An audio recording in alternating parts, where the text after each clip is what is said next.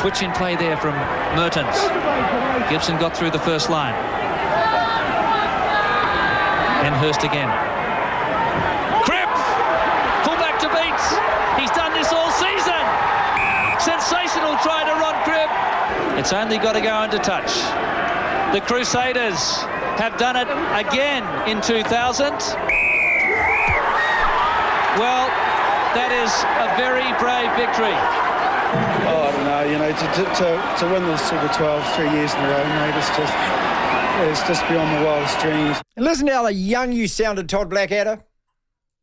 Oh, I know, mate. It feels like yesterday. I felt like putting my boots back on, but then I realised I'm over 50 now, so the glory days were right and great memories.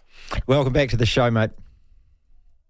Yeah, it's nice to be back. How are you? Yeah, I'm really well, thank you, and thank you for asking. You're in Japan. What are you doing up there?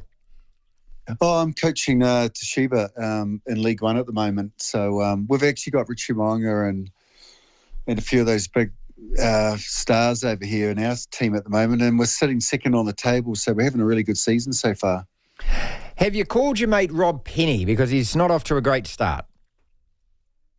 Oh, he's not off to a great start, and I don't think all of that is his doing, really. I think he's sort of walked into a perfect storm, but the one thing I think everyone knew that this was going to be a difficult season for all the right reasons, you know, a massive change and a young coaching staff and a new era and those things. And, you know, Rob Penney is a really experienced coach, and he's in a great organisation, and I don't put it all down to him. He'll be doing his very best to get things on track, but I think he's probably walked into a perfect storm with a lot of injuries and a bit of a limited pre-season running into the season. Really couldn't build those combinations that he's probably looking for. And, hey, the one thing is they've got people that really care in that team, and they've still got a lot of experience in there, and they'll be working really hard behind the scenes to get things back on track. And one thing I'd never do is write off an angry red and black organisation. So I think there's a lot of good things that will come out of this, and they'll be building a lot of resilience, and it's still early days. Yeah, look, and Marshy said that to us on Monday. He said, well, what say they make 7th or 8th spot? Who wants to play them in a quarterfinal when you're the 1 or 2 seed?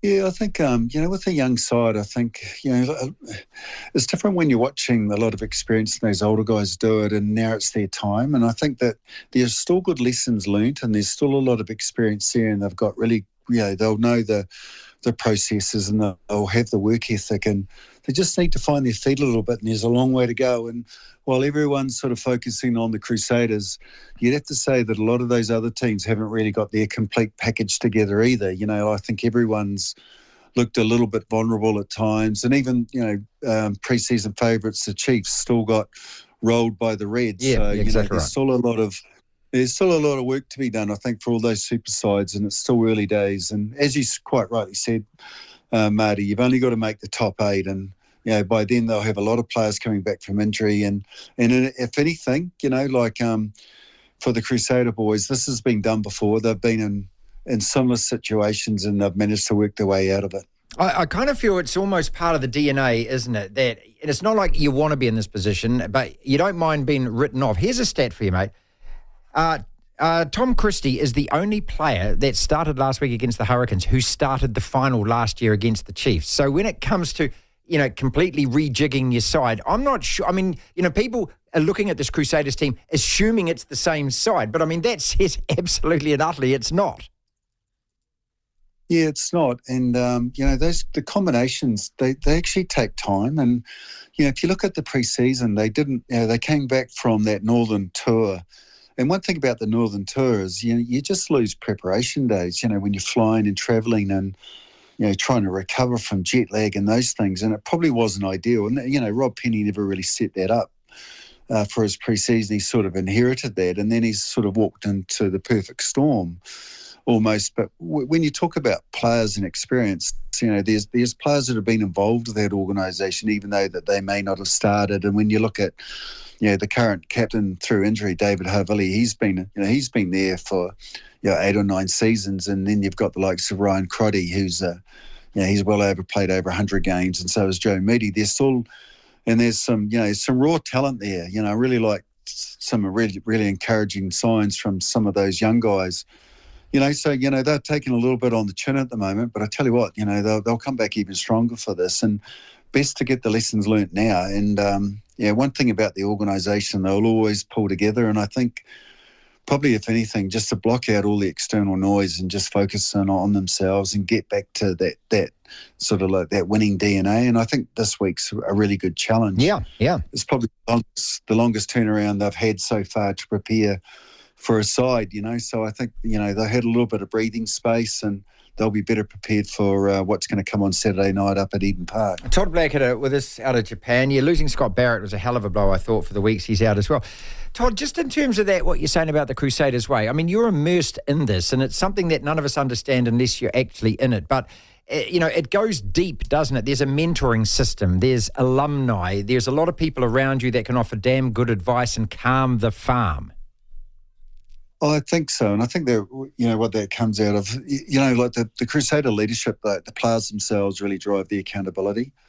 They really drive that themselves, and they work along with their coaches to not only whether it's the drills or the type of training and the focuses that they need and the changes they need to make. They all work collaboratively together to get aligned, and they'll all be feeling those pressures. But the one thing they will do is they'll always look internally and take responsibility for everything. And I think that's what comes out of really good leadership. And the leadership gets passed down to the next generation, and that's a culture where they all try to help each other.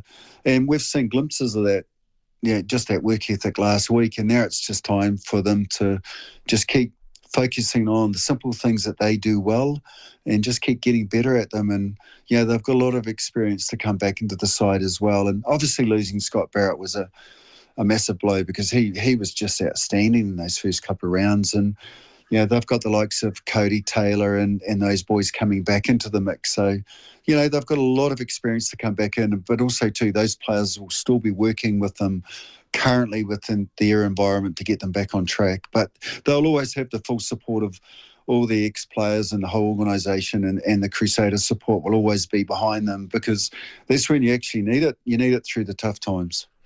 Yeah, because obviously, the headlines have already started about Rob and whether he's the right guy and whether he was handpicked because he's a Crusaders guy. Well, of course he was handpicked because he's a Crusaders guy, because that's the way the organisation does it. So, even if you don't know, but you do know that just in terms of that outside noise, look, it's impossible to ignore it and not to hear it.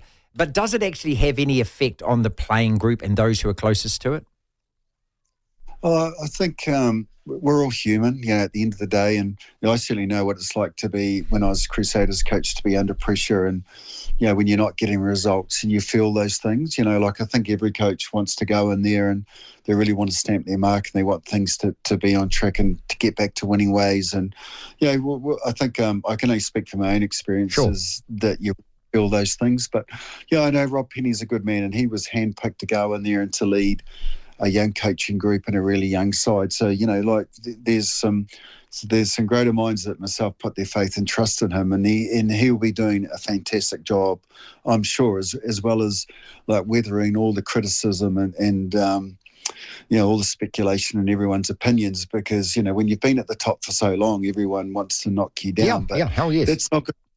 That's not going to make the red and black machine go faster. So, he'll be he'll be taking all that on board, but it's basically internally they'll be working together with that playing group to get things back on track, and they will, I've no doubt about that.